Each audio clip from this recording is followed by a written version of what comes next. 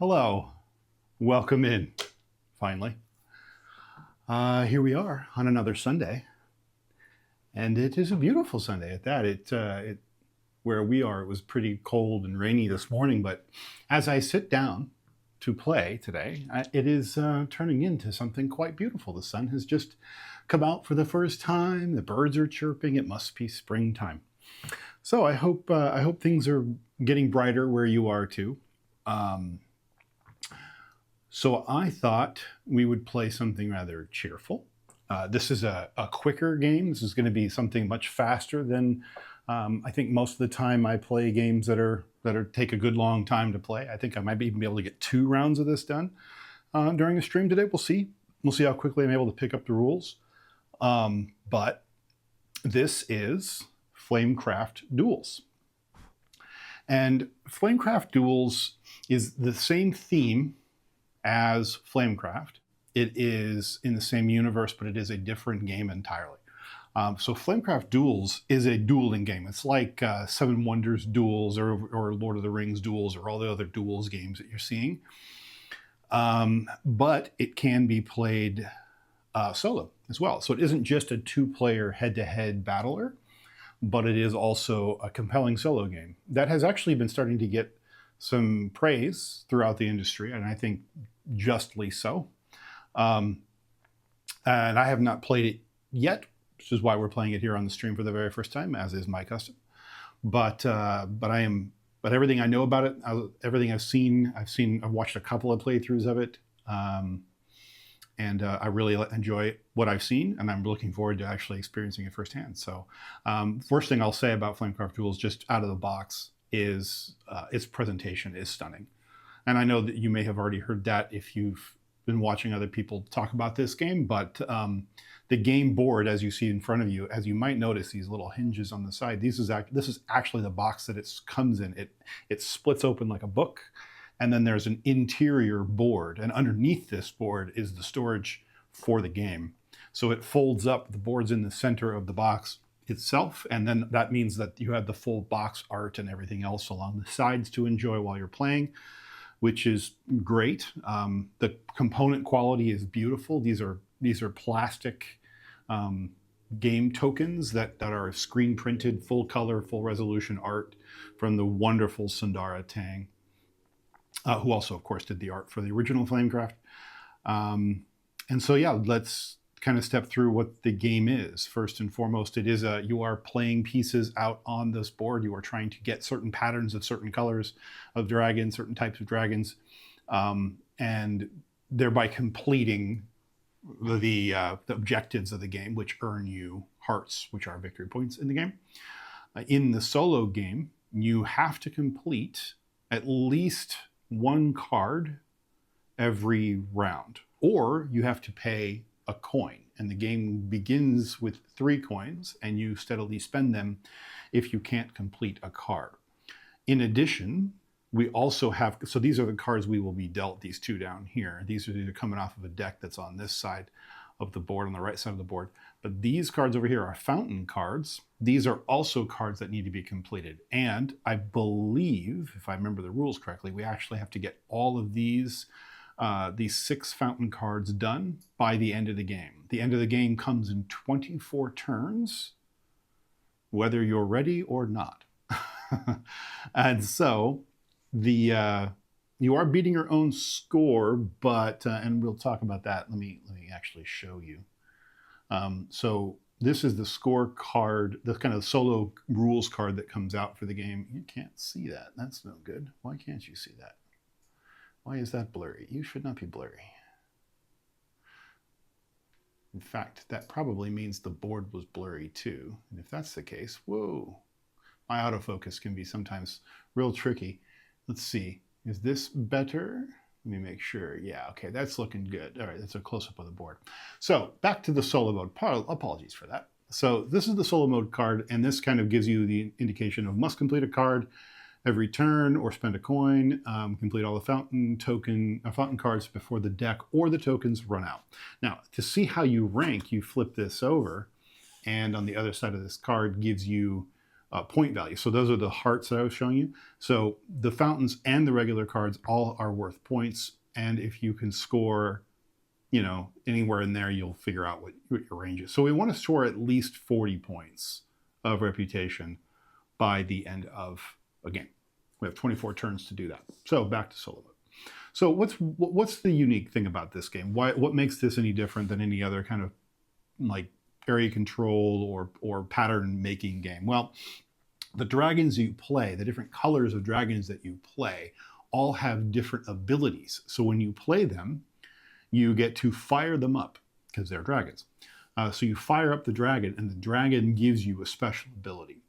So that will let you manipulate the board state usually, or it lets you play another dragon, which is another token, or it will let you draw more tokens from the bag and swap dragons, fire a dragon that is adjacent to the one that you just placed, draw new cards, discard cards, all of the above. So that's where this game really begins to shine, is by getting these special abilities into the game that let you, not only strategize on where to place a dragon on your turn to try to complete a card, but then, where to get the best benefit for that dragon. So if you could place it several different places, maybe it makes more sense to place it over here because it's going to let you trigger a dragon that's adjacent to it, for example, and maybe that dragon over there is the one that's better, but maybe the placement is actually not as good. So that's kind of the push and pull of the game, is can I maximize the type of placement that makes it better for me from a move perspective while also taking advantage of the ability that dragon provides. So in a nutshell, that's that. So what are we really doing here? Well, like I said, these are the two cards that I was dealt at the start of the game. Unfortunately, they all kind of want a lot of metal dragons, so that's going to be very difficult. The fountain that I was drawn is actually also very difficult because it is all of one type. It is all of the green dragon type. And as you might have remembered when you see this, you start the game with one of every type. So if I have to get 4 of these, there's no way I can complete this dragon in 1 turn, possibly even 2 or 3 turns. I don't know, we'll see. This is actually going to be tricky for this reason too, because again, similarly, I only have 1 metal out there. So maybe I can go for this one soon. I don't know, we'll see. So we're going to have to figure that out. And I'm not sure how the game is going to be designed to accommodate for that kind of imbalance. Maybe it isn't. Maybe it is just that I have to make do with what I have and do the best I can. It is a quick game, so it's like if you get a weird draw like this, maybe this is just you shuffle up and go again if you don't do well. I don't know. We'll see. So how does the rulebook tee up this game? And it says, time for duels. The only thing that artisan dragons love more than firing up delicious treats and wondrous items is having fun with their closest friends. In Flamecraft Duals, players take turns drawing colorful dragon tokens, introducing unique dual-colored dragons. I didn't even talk about those yet. From a bag, positioning them on the board, firing up their special abilities, and trying to match the patterns on their secret shop cards. When the last dragon is drawn, the player with the most valuable stack of shop cards is the winner. So there you go. There's fancy dragons when you're playing multiplayer, and this kind of bums me out just from the get-go, is that there is an entire deck of fancy dragons, an entire color of dragon, I believe it's a color, maybe it's just 1 token, that you don't get to play with when you're playing solo. It's just not part of the base game. And I get that sometimes the mechanics of certain things just don't work for solo. I understand that. It's very frustrating when the box says, sorry, you can't play with something that you would normally be able to play with if only you had somebody with you to play the game. So that's a minor gripe. I'll see how well I get on with the game even without it, and maybe I'll read up on what this other fancy dragon deck gives us, but there's a deck of cards involved. Don't get to see those. That's kind of a bummer. Anyway, I'm not going to let that color my opinion of the game, at least not initially. It's just I always make note of things that we get excluded from as solo players when I first crack a rule book, and that's the one for this one. So let's see, I am first player, so let's take a turn. So we, on our turn, the first thing we do is we pull a dragon from this bag of tokens. This is a cool, like, bicolor, like brown and green bag. Very lovely texture on this fabric. I love the production. It's very, very nice. So first thing we do is we, without looking, pull a token from the bag. So we pull the token from the bag, and that is what we drew. So let's hop in a little closer so we can look. So we drew that token, which is a dual colored dragon token. It is both bread and meat. Neither of those two I need right now. However, bread's special token, special ability is playing another dragon. So let's read up on that special ability and see. Pull a new dragon token from the bag and place this token in any permissible space on the board. Then you may fire up the token, activating its special ability. So I get to basically activate two different at the same time. Interesting. Okay. You'll notice it's a bicolored dragon, so that means it's also a meat symbol on here. So if we look at dual colored dragons, do I choose which of the two I get to use? I bet I do. It doesn't actually say though. Very strange. Let's see. Dual. You may choose one of the special abilities of the dragon types depicted on the token. Do not use both. Okay, that's what I figured. So if I want to use it as bread, I don't also get to use it as meat. Meat, just for the record, says move one adjacent dragon to any space. At the moment, they are kind of positioned where I need them to be, so I don't really need to move. So I think we're going to use it as a bread dragon. So where do we want to go with that? Well, maybe we could play it here. That way it's kind of adjacent to the other meat. I could play it adjacent to the other bread as well. So I think I'm going to play it.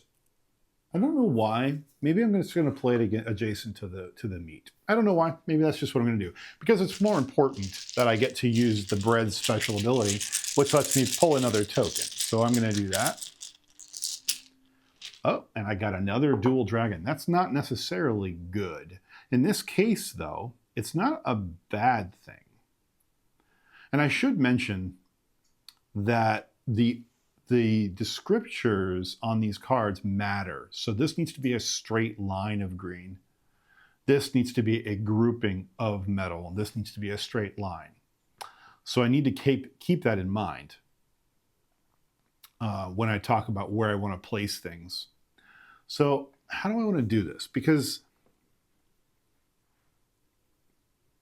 I get to fire one adjacent if I use it as a green, and I can swap any two dragons if I use it as a purple or a potion.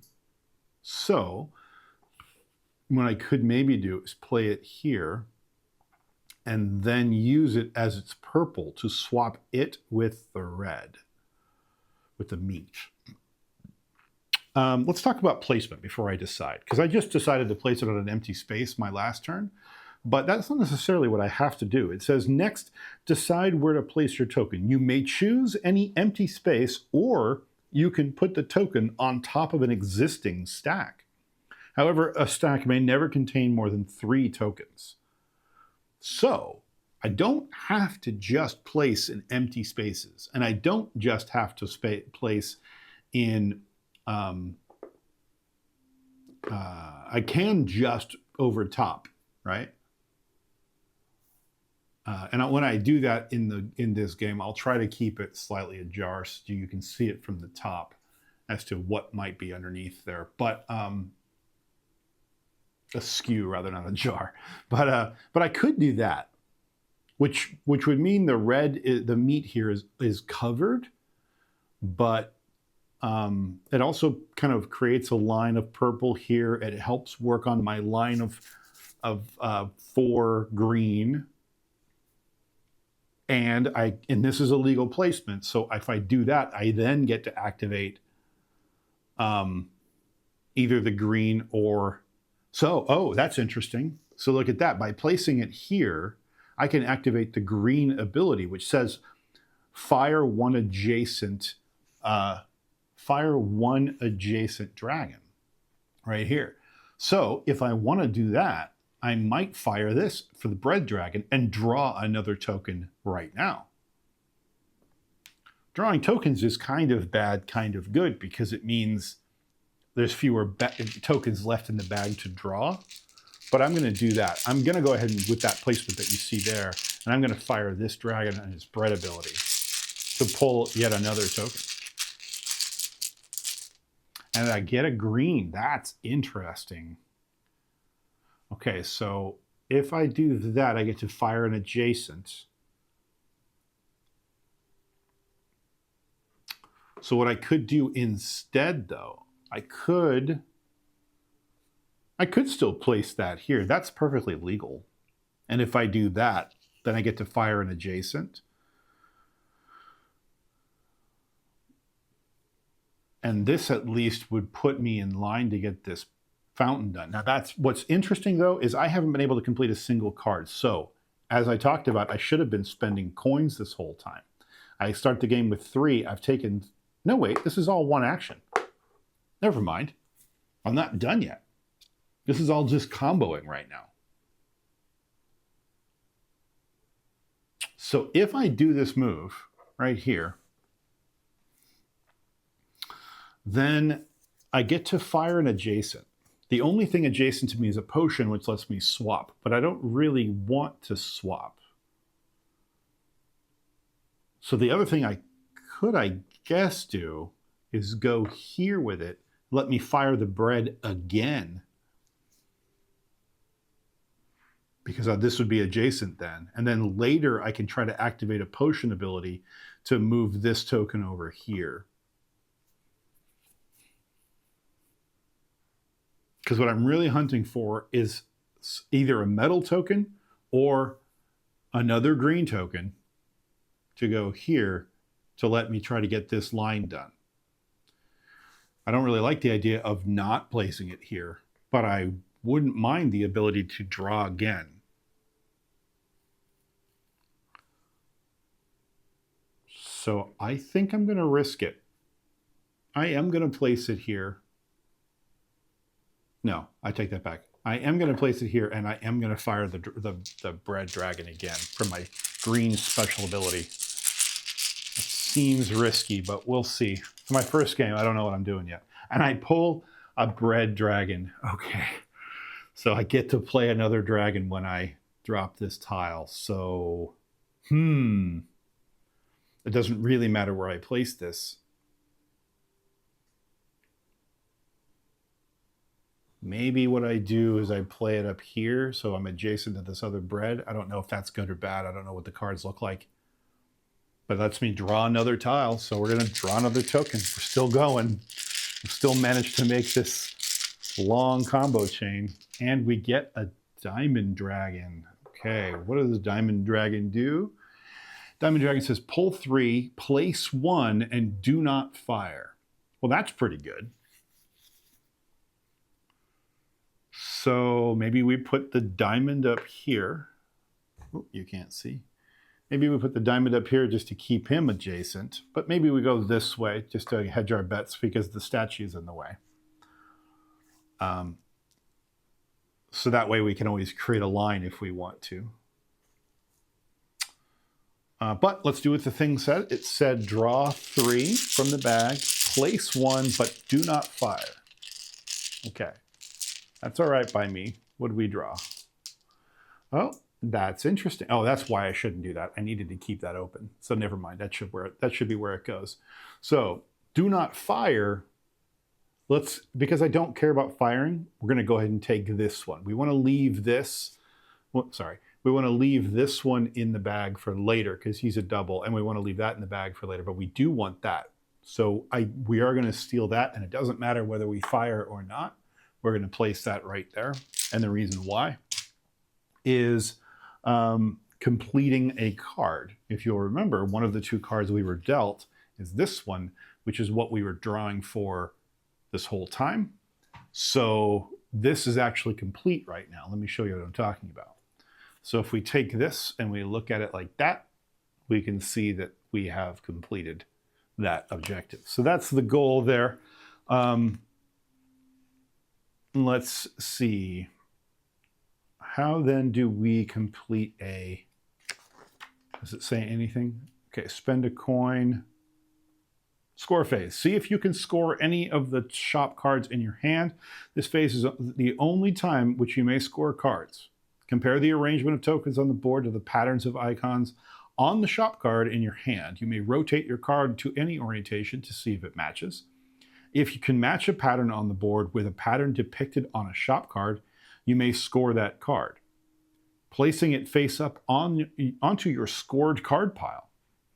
For each card, you may count dual dragon tokens as either of their two types. You may complete more than one shop card on your turn if able. Dragons love to have the biggest reputation in town. Scored cards will be tallied at the end of the game according to their reputation icons. Okay, so we have successfully, on my very first turn, completed this card, so we don't have to spend a coin. That's great. I will go ahead and move the solo card out of the way, and I'll just start stacking them over there. You can't see that, but here's where we're going to start to stack our. You can't see that either. That's all right. They're off to the side. I've got a pile of them. They're right here. As a matter of fact, just got them off to the side. So there we go. So there's that. And hold on a second. I just want to see and make sure that this is as crisp and clear as it can be. So give me just a moment. That is not the right direction. Ah, that's much better. Yeah, we'll go with that. That's nice and clear. Okay, and is that still clear? Yeah, that's pretty clear. All right, looking good. Just want to make sure we don't leave you guys without being able to see anything for the whole game.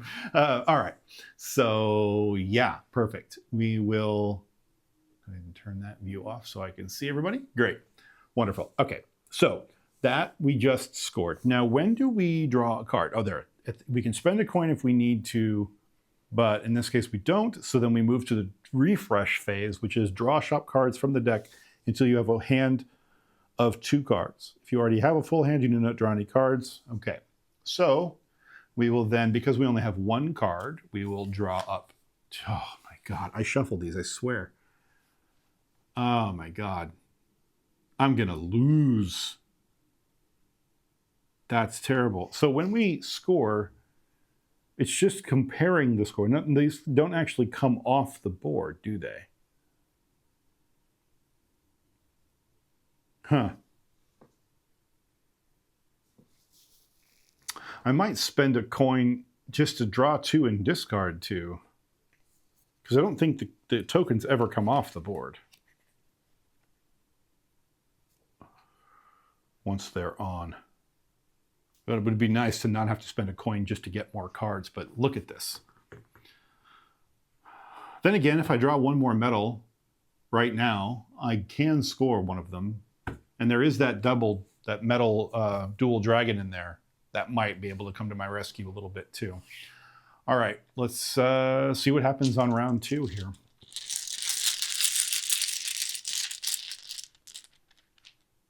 Oh, look at that, I got lucky. That's amazing. Yeah, so do I want to put it over top of the green? I don't think I do, because I don't want to get in the way of this green line I'm working on. So I think I'll just go ahead and do it here. It's going to make it a little harder to get that green fountain out of the way, but that will complete a card. But I get to fire it too. So move 2 adjacent dragons, 1 space each. I don't need to do that right now, so I'm not going to. So we are going to complete this card. Great. And we get a new card. Got to get these fountains done, but I haven't gotten enough green out yet to be able to do that. At least this one is, oh, Oh, that's almost in the right place. Almost. If I can move, see this one here? If I can move this dragon up to here, then that will be in line and I'll be able to get that out of the way. Okay. All right, next turn. Would love to draw a green right now. That'd be real nice. And I did not, but I did grab the metal dragon, the metal dual dragon that I was looking for. So, oh, you know what? I could overplace this right here. And in so doing, I would create this one while not invalidating this line here that I'm working on for this card, right? So that's a pretty good line. That gets this card done, which I wasn't expecting to do this round, but here we are. I will go ahead and take that. That's a win. I would love to be able to overtop that green, but I'm not in a position to do that right now. So we'll draw back up to 2. Metal bread. So if I were to be able to move this bread here, that would be a metal bread. That would be legal. So that's not too bad. Oh, when I overtopped this, I had the ability to activate. And I didn't do anything. I should have. So what was I supposed to do? Well, I can either activate the blue, the metal, or the diamond. In this case, I think I want to pull 3 and place 1, don't I?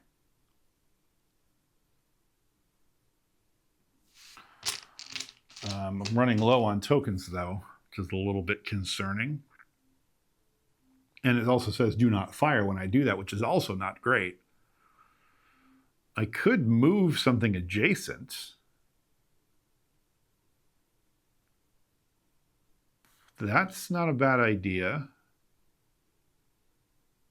Okay, so in all fairness, I didn't know about this card when I would have taken that action. So I'm not going to try to act on that, but I would have looked at this and said, well, I can maybe work on getting that in position because that card was there. So what I think I'm going to do is I'm going to take this metal dragon and I'm going to overtop that dragon there, with the idea being that on a future move, I might be able to move that dragon on top of the green and create that line.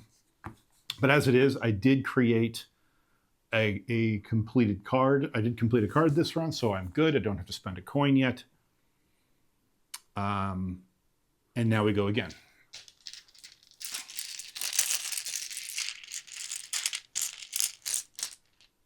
A meat. I got a meat dragon. I don't want to put it there, though, necessarily. I don't know where to put it, is the only problem. Well, meat says move adjacent to any one space, so I could put it up here so I can move this adjacent. It's going to get in the way of this green line, and I'm running low on tokens, which means I'm going to pull the green for that fountain any time now. So I'm a little concerned with covering over that green. On the other hand, I could instead place it here and move this piece instead so I can overtop that dragon. That's probably the better move. So I'm going to do that instead. Yeah, okay. Okay, now here's the thing. This is the first time in a minute that I have taken a move and not completed a card. So this is the first time I have to spend a coin. I'm now down to 2. But it was worth doing because it was a good setup. Okay, bread dragon. That's probably the last purebred dragon in the game. In fact, I think it is the last bread at all in the bag. So this is the last time I get to play another free token. And it doesn't matter where I place him. So maybe I just create a little little wedge for myself over here in the hopes that maybe I draw a card that wants that pattern.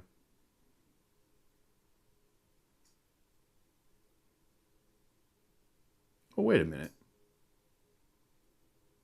This is done already. Is it? No, it's not done yet.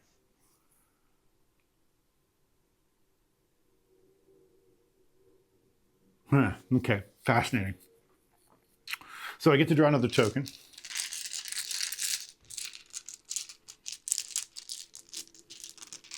And I drew the green I was looking for. That's amazing. So there we go.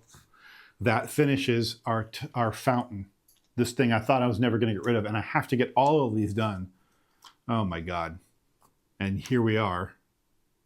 That's going to be impossible.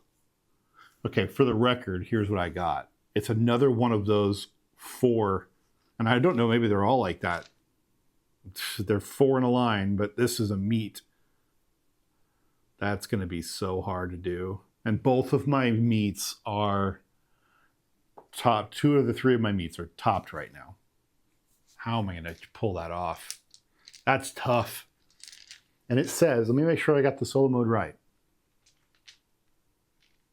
To win the game, you must complete all fountain cores before the deck or the tokens run out. Whoa. Okay. And how do I get tokens off the board? Do I get any tokens off the board?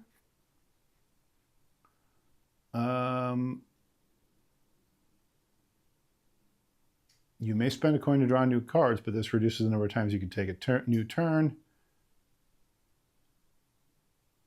I don't think you ever take the tokens off the board, but it would be nice to be able to fill the deck back, or fill the bag back up with tokens. Okay,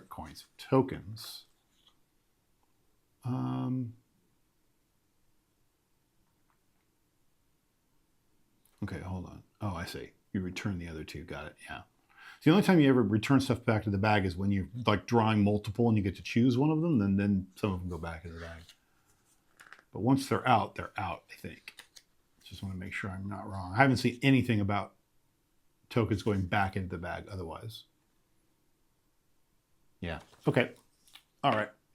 Fine. All right. We'll see. Oh, the last bread. I didn't think there was more than 3 of any kind in there. So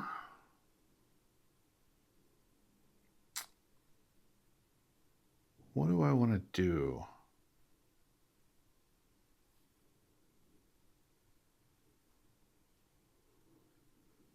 Where do I want to go?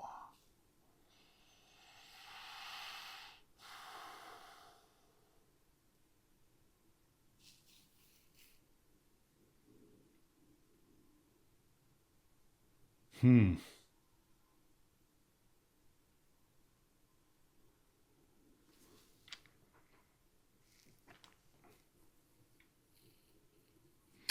going to go up here with this spread. And that lets me play another dragon. So I'm going to play another dragon.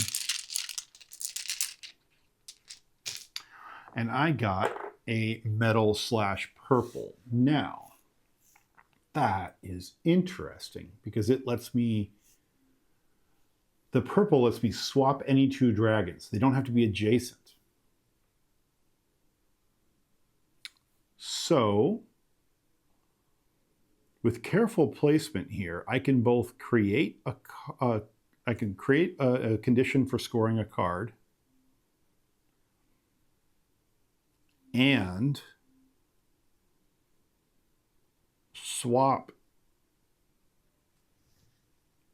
so that I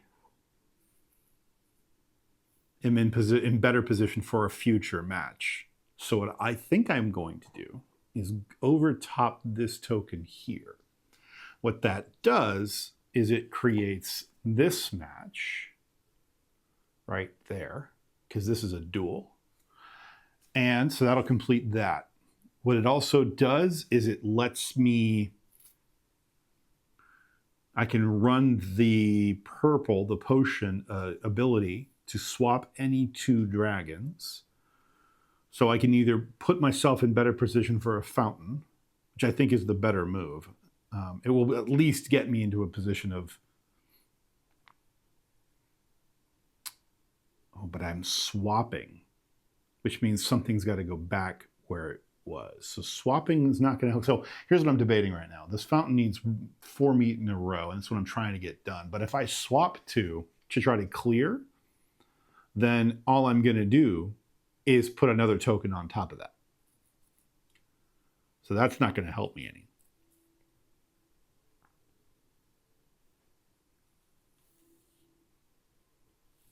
But I know what to do.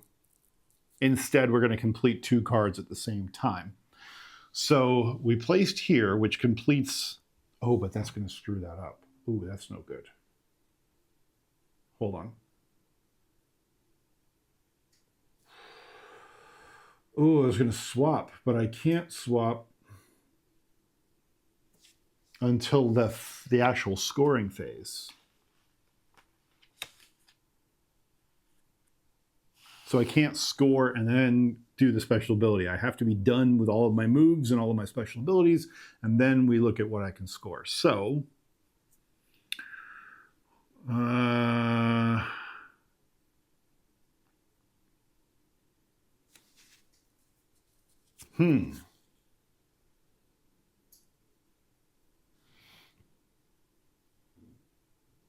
do I want to do here?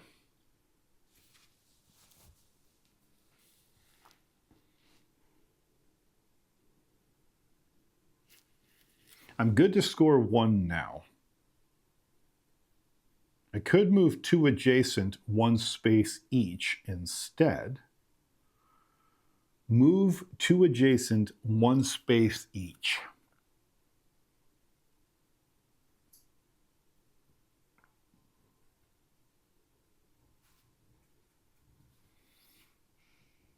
I don't need to move 2 adjacent.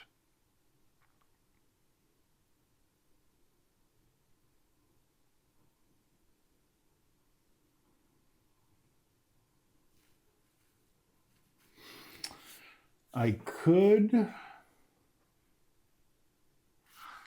could swap this and this, but that would put the green on top here. My initial idea was to swap these 2.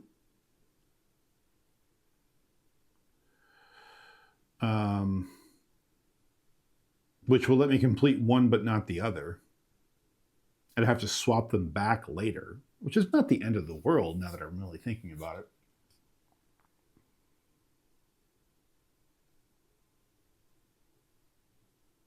It's worth more points too. Why not I do that? Why don't I just swap these 2 for now? So I'm scoring a different card than I thought, but that's fine. So now when I'm done, I score this card instead. So now I get 3 points. Okay. And then we go down here. Oh, that's already done. So we know we're going to score that if I don't mess it up. So that's great. Let's pull a token.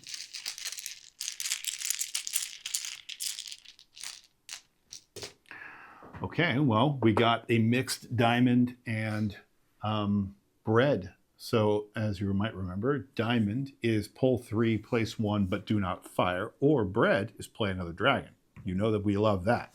So we're probably going to take it for his bread action. But here's the fun part. Because it's bread, I could go ahead and just place it up here.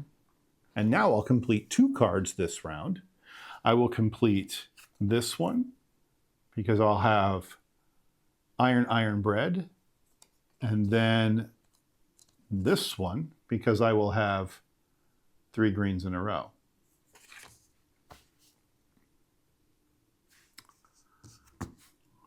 I like it. But before we do that, we get to play 1 more dragon because our spread special ability comes out. And what did we pull? A meat. Not a bad thing. Maybe we play the meat here in anticipation of getting this figured out.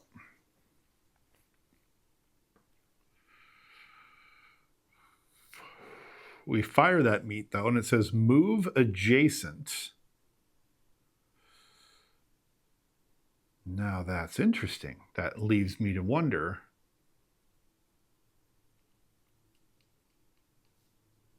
do I want to move, put it here if I'm moving adjacent? Because if I'm moving adjacent, I could do that, get it out of the way, but what good is that? Except maybe I might be able to pull a red. That's not the worst. At least it's freeing that up. And it's still technically part of that line, so that's not bad.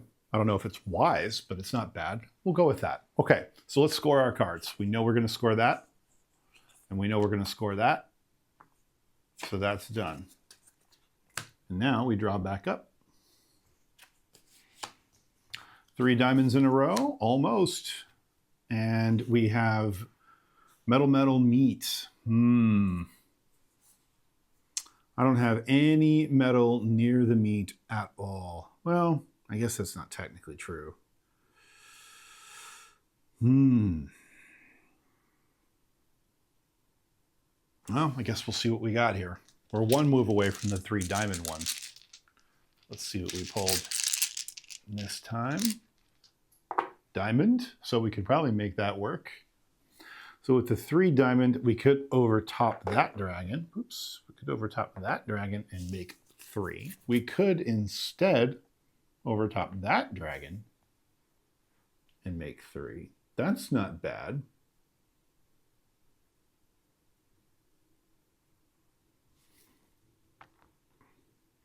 Diamond says draw. Oh no, it says pull 3, place 1, do not fire. That might be okay though. So yeah, let's go with this. That way we're not overtopping a dual dragon unnecessarily. So this is our line, which completes that. Great, and we get to pull 3, place 1, which I'm going to go ahead and do now before I draw a new card because I did my scoring out of order. I should have done this. Pull 3, place 1 before. We got a lucky draw. We got a dual meat and leaf dragon. Looks like that. So of course, I'm going to go ahead and place it here.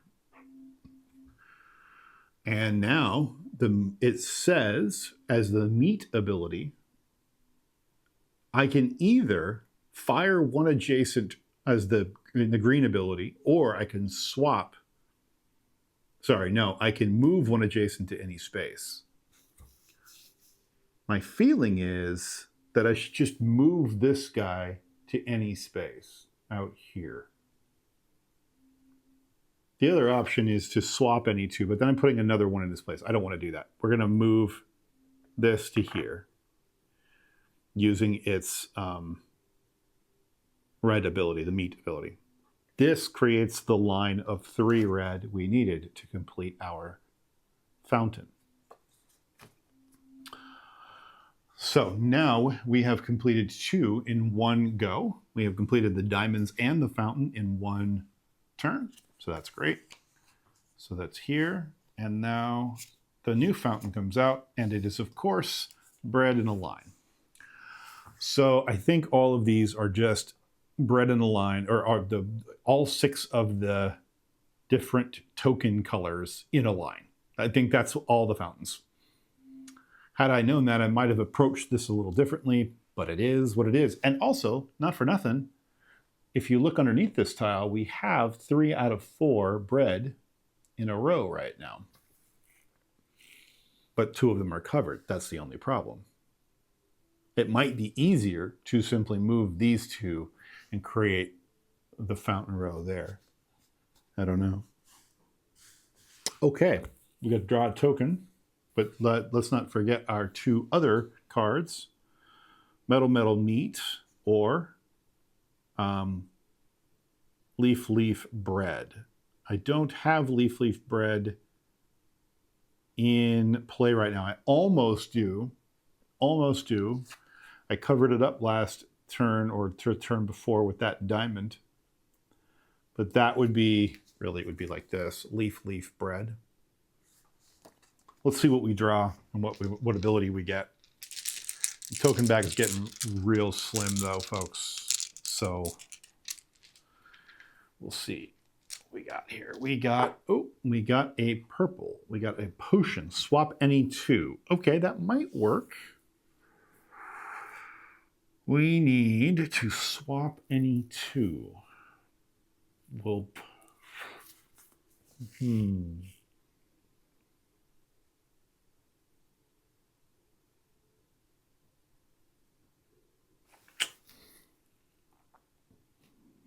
depends on where we're going to place it, right?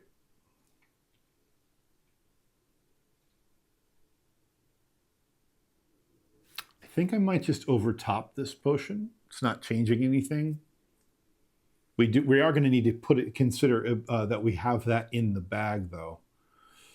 So if that's the case, I'm kind of in a really weird spot with my purples because none of them are in a place to get 4 in a row.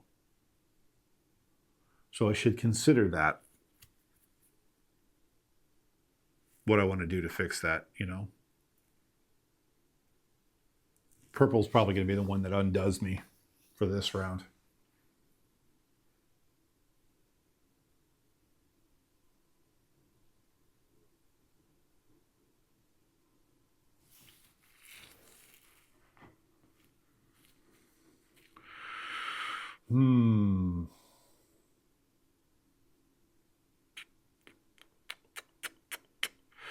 I could overtop this red, and that would let me try to start moving some purple into play here. So doing that, now it says swap any two. That's the special ability. Well, we need to get the bread into position. So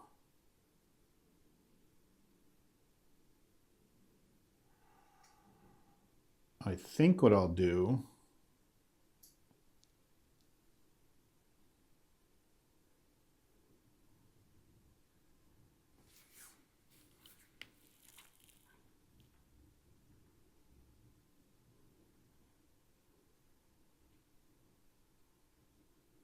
So I'm debating. What I'm trying to figure out is, does it make more sense to go after one of these cards now or spend a coin and try to set myself up for a fountain?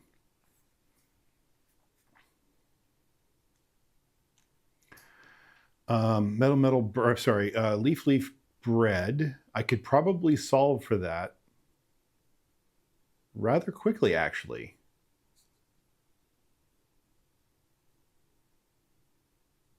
I think.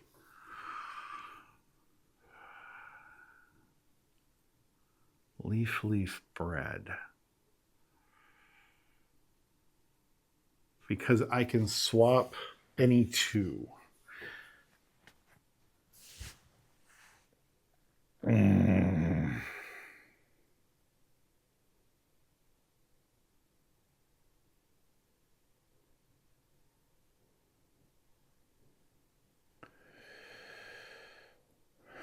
Well, okay.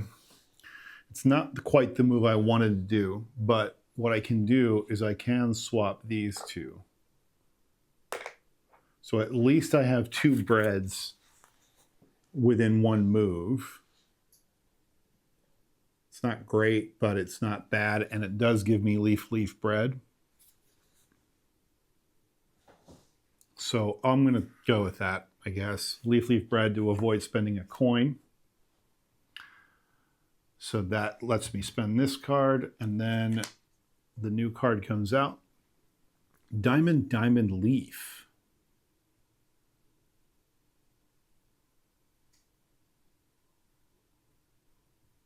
That's going to be a tricky one.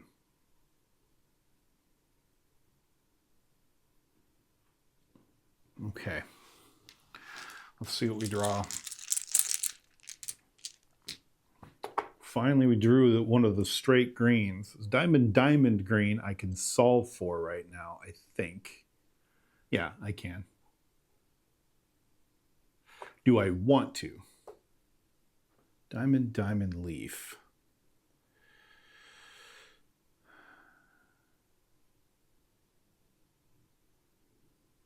Green lets me fire an adjacent, so let's also think about that. I've got to play this green, but we have to do smartly.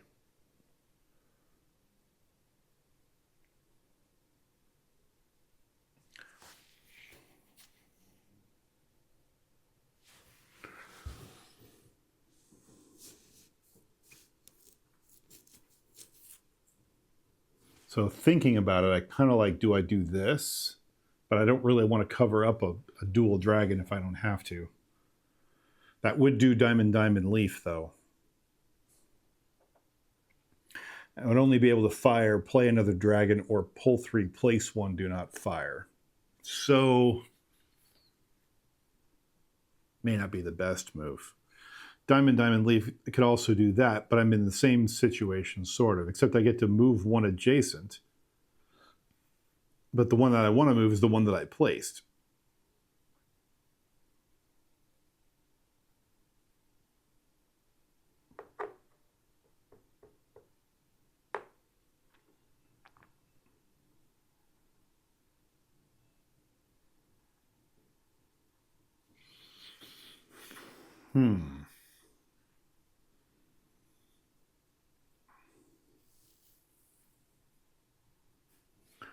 If I can activate a purple, though,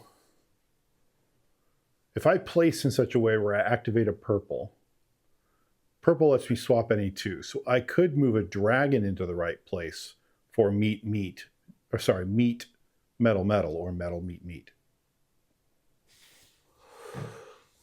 I don't have a whole lot of metal on the board that's visible.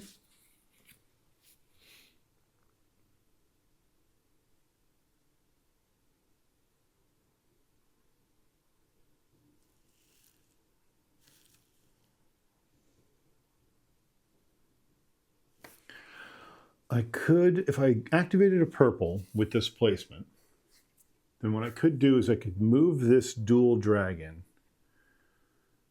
I could swap that dual dragon with a meat, and that would put these 2 in line with that. That would put this down here, which is not the greatest thing in the world. It would get me out of having to spend a coin.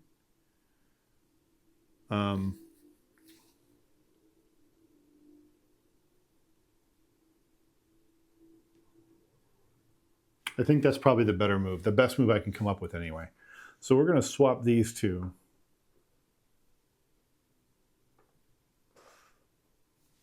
We'll see what happens. Oh wait, we got to activate this purple first to allow us to do that in the first place. Where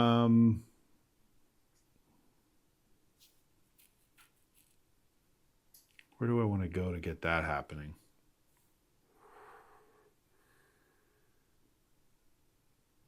Purple.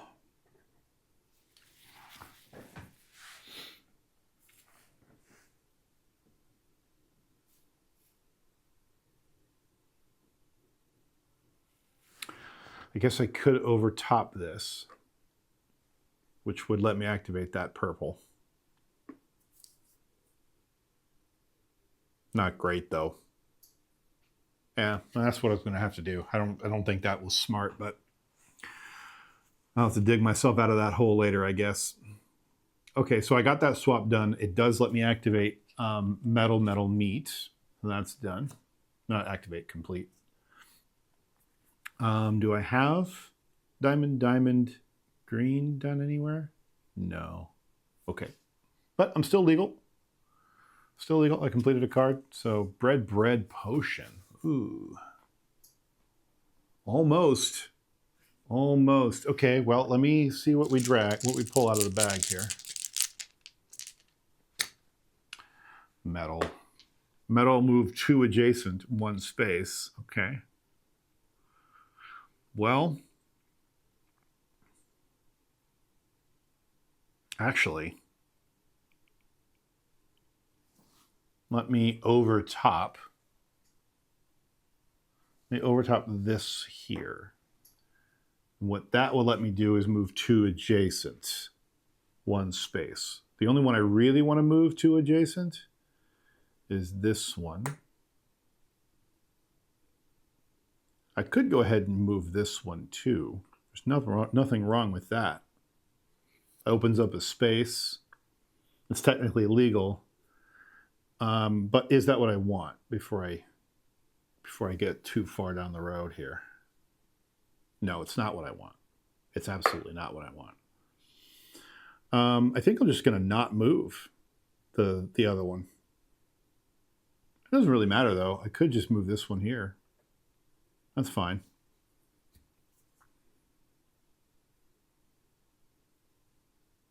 Okay.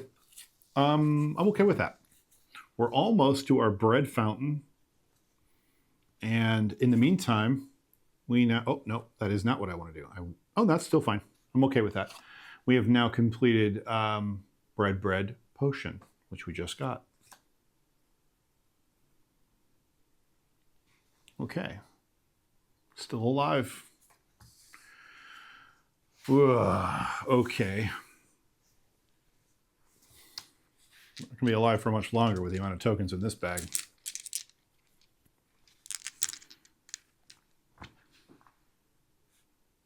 We just drew another potion, which we don't actively need right now.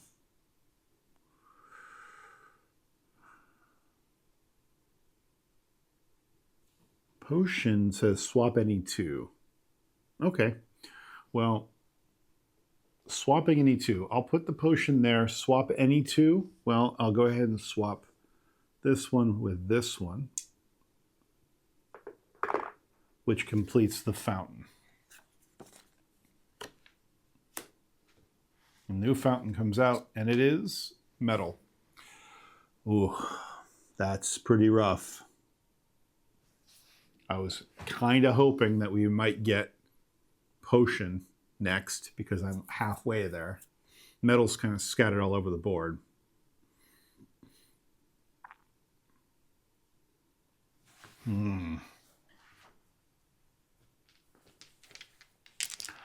Let's draw one more. Am I skipping around here? It's a little bit late and a little bit shaky, isn't it? Huh. That seems all right. Maybe it was just something, an artifact on my end, not sure. Okay, we drew another purple. Hooray. Let's swap any two, though. So...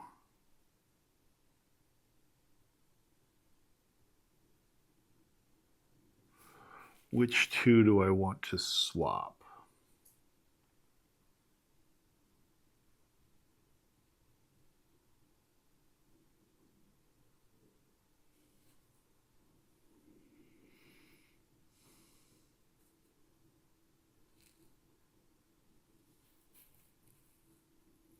That's tricky.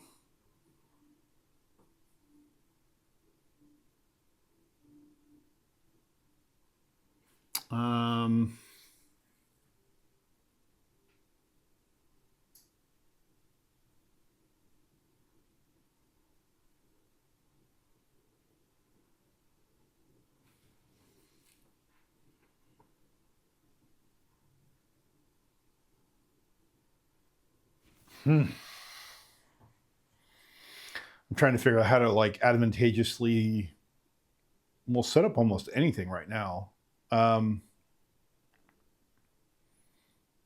have 2 diamonds out.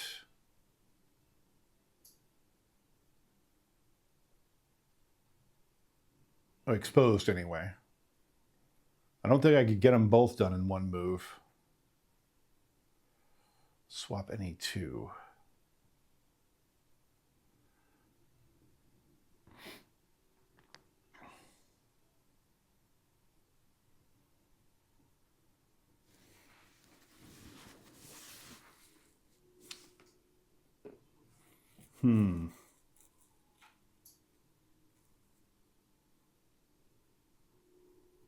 I don't know. I don't know how I would undo this.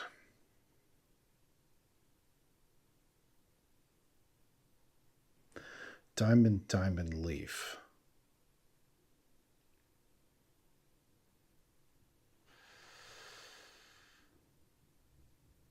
Oh, that's interesting. Okay, that's what we're going to do. We're going to place this. It doesn't matter where. I'll go ahead and place this here. Hopefully set ourselves up a little bit better for the purple, for the potion fountain in a minute.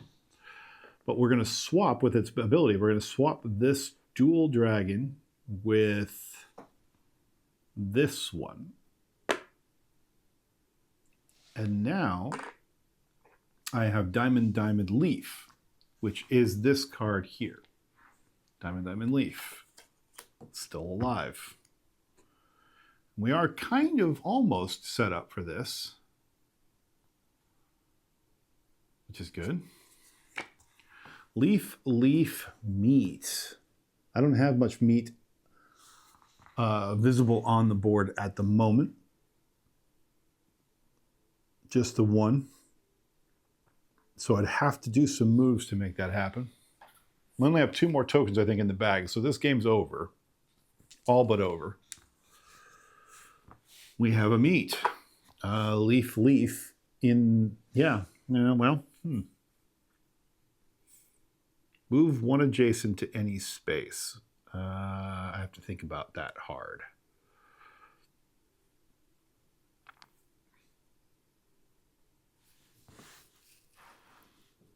Leaf, Leaf, Meat in a row.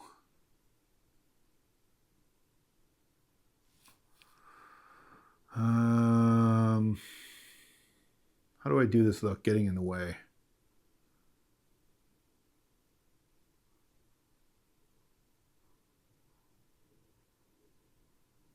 Well, I could come here, move one adjacent to any space. I could just come here, but I don't want to move any of those, and I don't want to give up on that player ability.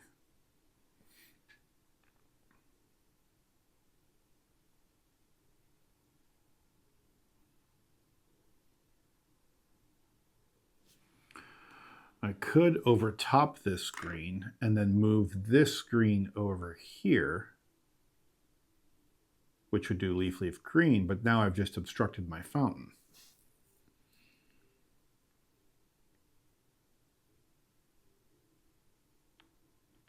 On the other hand, instead of doing that, I could go here and then move this guy on top of me. That's legal. And that thus creates Diamond, Diamond, Diamond.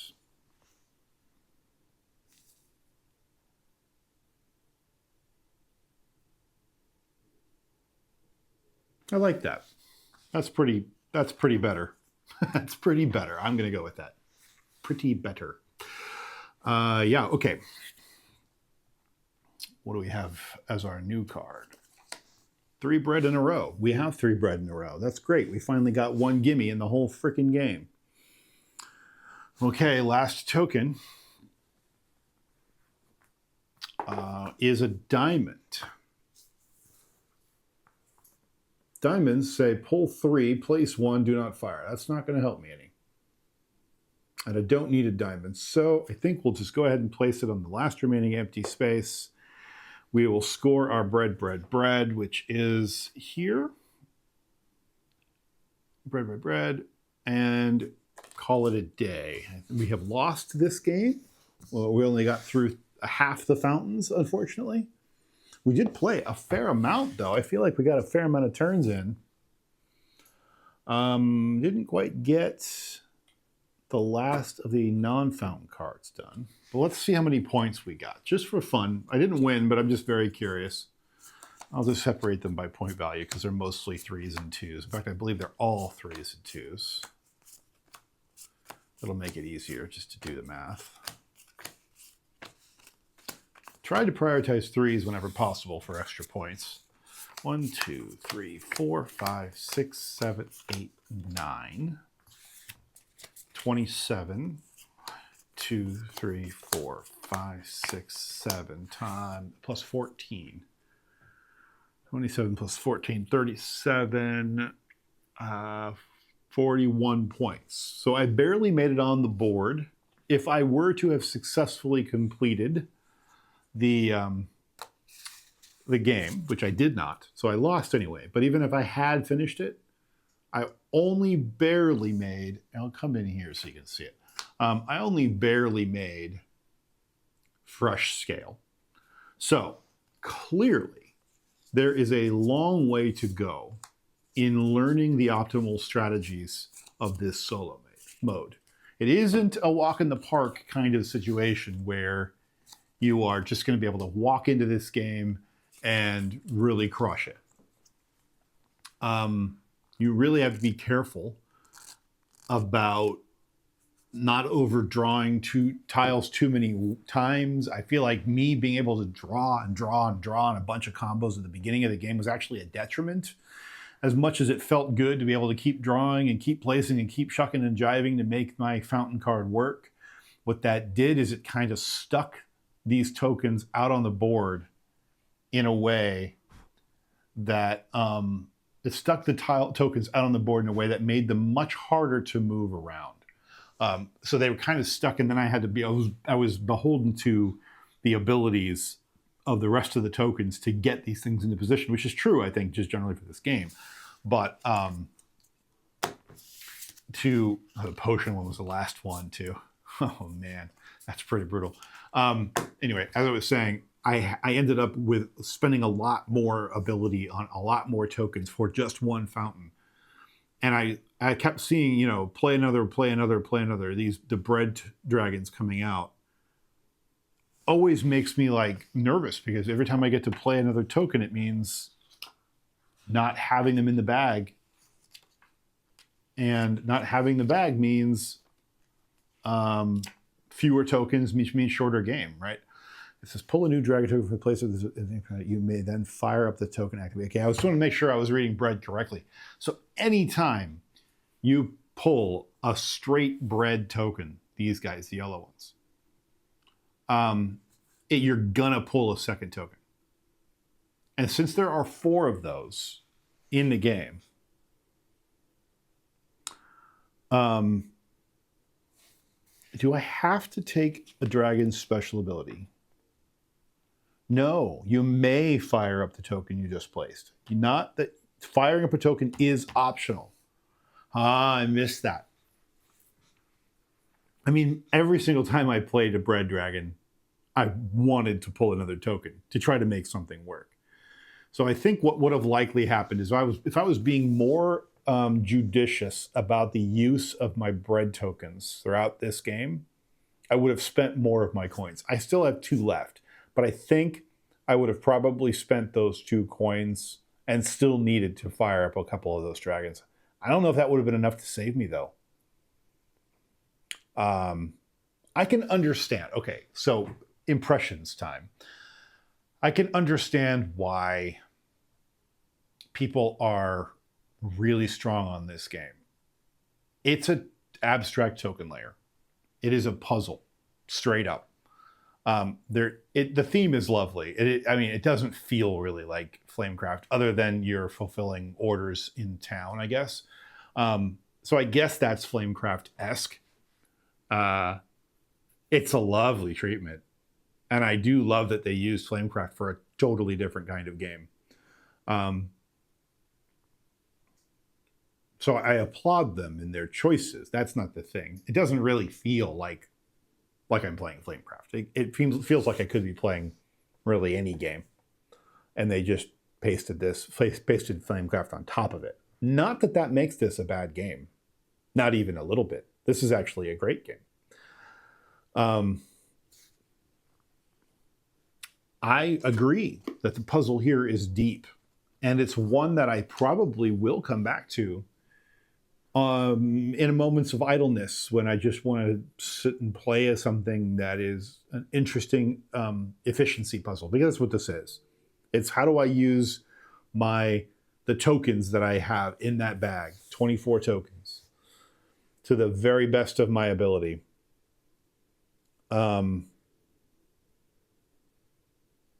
and still be able to get all 6 of those fountain tokens done. And you'll notice towards the end of my first playthrough, I started to realize I need to start setting myself up for future fountains ahead of time, if I possibly can. That's why I started to work on this purple, this purple line, because I knew then that, you know, once I realized that all the fountains were just straight lines, I was like, okay, well, if I have a choice to place something, I'm going to start placing them in straight lines everywhere. So I have the fewest number of moves I have to make later. So these are the things I think you learn as you play. I didn't intentionally look at too many of the components because I just wanted to have the game unfold in front of me and me react organically as I played it. Just I think as a lot of people would. I'm weird though. I shuffle decks of cards and I don't look at a single card. I think a lot of people unpack games and they go flipping through all the cards. They try to like learn everything ahead of time so that they can play the best game they can. I like to have the game teach me as I play it. And this successfully does that. This Flamecraft Duals, especially the solo mode, does that. It teaches you as you play it. So in that regard, I think it's a success. It's a very casual game. It's a very relaxing game. The efficiency puzzle is not a brain-burny thing. And then not every game needs to be that way. This is one of those nice, chill, casual puzzles that I would be interested to play multiplayer just to see how different it feels. And yet, even if I never do, the solo mode has got enough meat on the bone that I'll keep coming back to it. But don't expect it to be this big thing where the strategy of this game is going to continue to evolve over the time as you learn it and all of that. I don't think that's the case. I think you're going to figure out, probably within 5 or 10 plays of this game, you're going to figure out the core constraints of this, and I think you're going to figure out strategies that really work for you, and the rest of it's just going to come down to entropy, you know, how the deck is shuffled and which order of what comes out of the bag and stuff like that. So you're going to have you know, hard games and you're going to have easier games. So if you don't mind the luck of the draw and the luck of the shuffle, then this, I think, will be a wonderful game for you, especially if you like Flamecraft artwork, because Sandar does it again. It's stunning. It's beautiful. It's a very small box. In fact, I think I'll just take the opportunity to unload the top of the box so you can see the artwork, because why not? It's a short stream today. I might as well take a minute and show off the full product that you didn't get a chance to see because the game was already set up when I started the stream. And we can end it there with a nice little look at the components. You can probably hear on my microphone, these are nice, thick, chonky boy tokens. This is a really cool dragon statue mini that sits in the middle. I think that it was a really nice touch. That, by the way, of course, in the solo game, it's just meant to get in your way, make it difficult to make 4 in a row. These are really nice. There's a hole in the middle. I don't know if you can see them. I'll come in close. There's a hole in the middle of these, which gives it a nice depth. These tokens are really cool. Looks like a dragon on the one side and like food on the other side, I think. Very nice metal coins. But yeah, so the box, this is the inside. A little, you know, let me move that over so you can see. That's the inside of one panel, and then the other panel on the other side. You'll notice that there are some other components you didn't see in the multiplayer game. This is a nice little wooden engraved card holder, so you can be holding your cards for you without having to hold them in your hand. Nice little touch they included in the base game. So yeah. That's just the inside of the box. So those 2 lids fold closed, right? Those 2 lids fold closed, and the box then itself folds. And now you have Flamecraft Duals Deluxe Edition. This lovely spine when it's sitting on your shelf. And this full metal box clasp they included. Fantastic. On the back of the box, you have fountains and the little fun dragons playing in the fountains. Get up close to that so you can see it. I mean, come on, right? Beautiful. I mean, oh, and the bag. I might as well show the bag off too, right? It's just a plain bag. It's not embroidered. It's not embossed or anything, not printed on. but these lovely tokens all fit really nicely in there. It is a little bit small for big meat hook hands like me, but I think for most people who don't have that problem, this bag will be plenty big enough. And plus, it does fit very elegantly in our box. So, so there you go. I mean, that's Flamecraft Duals in a nutshell. I hope you enjoyed the run through. I certainly enjoyed playing it. And I'm glad it is in my collection. I'm glad it doesn't take up a lot of room. I do like these kinds of casual games occasionally, especially when I just don't have the brain power for anything else. So, yeah, this was certainly very different from the last game I played. And if you tune in next week, you will once again see something completely different. All right. Thanks for joining me here on this Sunday, and we'll see you again soon. Take care, everybody. Bye.